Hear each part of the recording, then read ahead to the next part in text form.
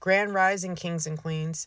I want to talk to you today about the effects that narcissism has on our minds and how we perceive things, how we understand, if we misread something, misinterpret what someone is saying, the creation of brain fog, us to be able to think clearly and get our thoughts out, have the words to speak and articulate what we might be feeling, but we have so much going on that you're constantly struggling trying to find the words, what to make of what has happened to you, and being in a state of confusion all the time because you experience the nice and the mistreatment, and it happens so suddenly that you don't know, your brain doesn't know what to make of it.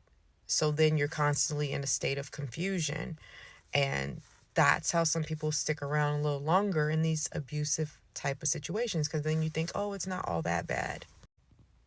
Let's add an extra layer here.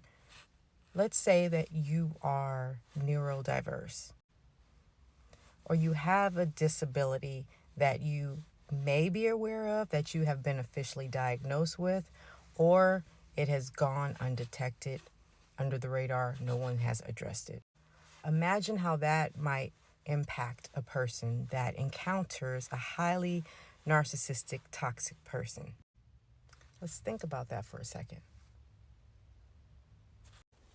Story time. So when I was in high school, 12th grade, my counselor told me that I was dyslexic.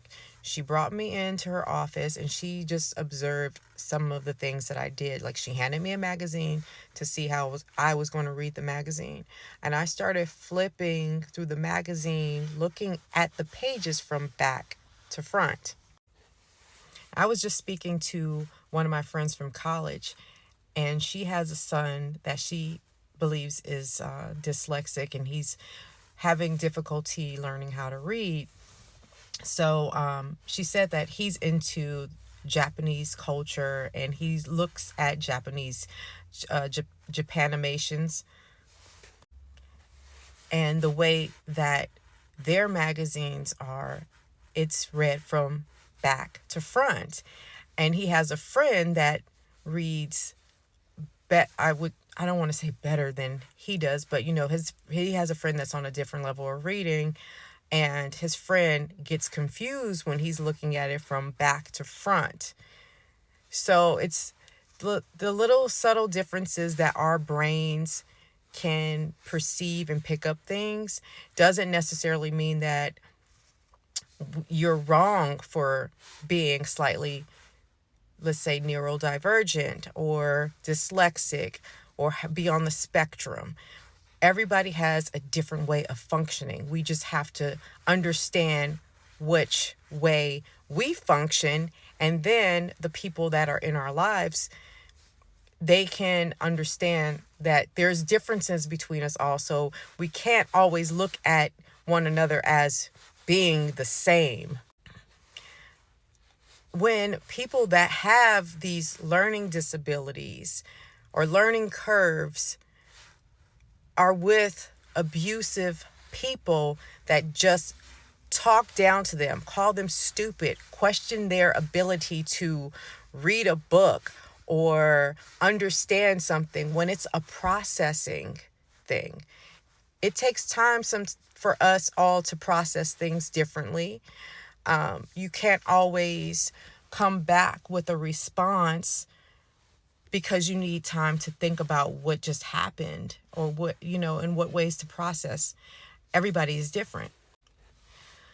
The amount of brain fog, though, that one receives, whether they are highly intelligent, it does affect the way you can process the mistreatment of certain behaviors that others inflict on you from that type of emotional abuse, verbal abuse that you endure. Circling back to what my high school counselor said about me having dyslexia, when I went home and shared that with my mom, she said, "You don't have dyslexia, you just need to focus." Some parents might be ashamed or in denial that their child might have a bit of a learning disability. So they sweep it under the rug, they don't address it, they don't take their children to get extra support and services. If I had been evaluated and determined that I was dyslexic, it would have allowed more testing time in college when I had to sit through long hours of testing, which I did horribly with. I didn't perform well on the SATs, any of that, because of my disability. I was a good student. I had to take time and study and get tutoring. But when it came to those long exams, I did not perform my best. When my daughters had to receive early intervention, the woman that was working with them, she was afraid to tell me that she saw signs of autism. She didn't want to dump that kind of information on me because she wasn't sure how I was going to receive it. But I told her I am not one of those parents that is in denial. If you say that you see signs of something, thank you. I will look into it. And I did. But some parents are afraid of the labels. There's no need to be afraid of the label making. Whatever interventions and services that you can get an early start on, the better. It will allow a person to thrive and function in society. The world can be cruel. Not everybody has patience and tolerance or understanding. But for those that are a little divergent, it allows us to even better understand ourselves instead of being in denial or having that kind of fear of having that label put on us. I felt a bit ashamed of having this dyslexic label, and I didn't want there to be something wrong with me. I felt like that was like a stamp on me as it's a bad thing. But there's other areas where people with these type of disabilities thrive in. If we can gear ourselves up to be able to channel those areas that we are thriving and excelling in, the better. Instead of being so focused and fixated on the labels that are put on us that could build shame and embarrassment. There's no need for it. And when you're not seeing the same things that are on paper because words are just jumping out at you and you have to find a different way of reading, like covering most of the page, that's what I would have to do. That's what some students have to do when they're learning to read. You cover up and go look at line by line so all these words are not jumping out at you. You're not just seeing a bunch of letters.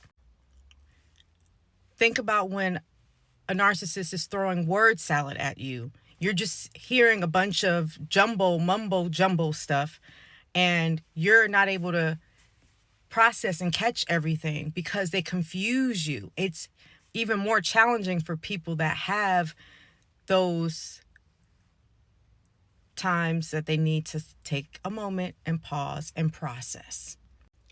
But when you're constantly being told that you're just lazy or you're not taking the time to look at that carefully, that's not what that says. You need to focus.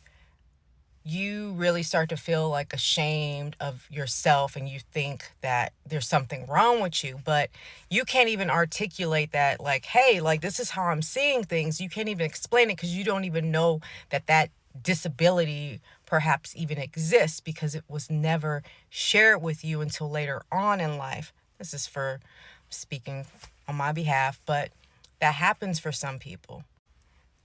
Then if you experience it in the workplace because you still don't realize that connection is causing people to mistreat you, abuse you, verbally put you down,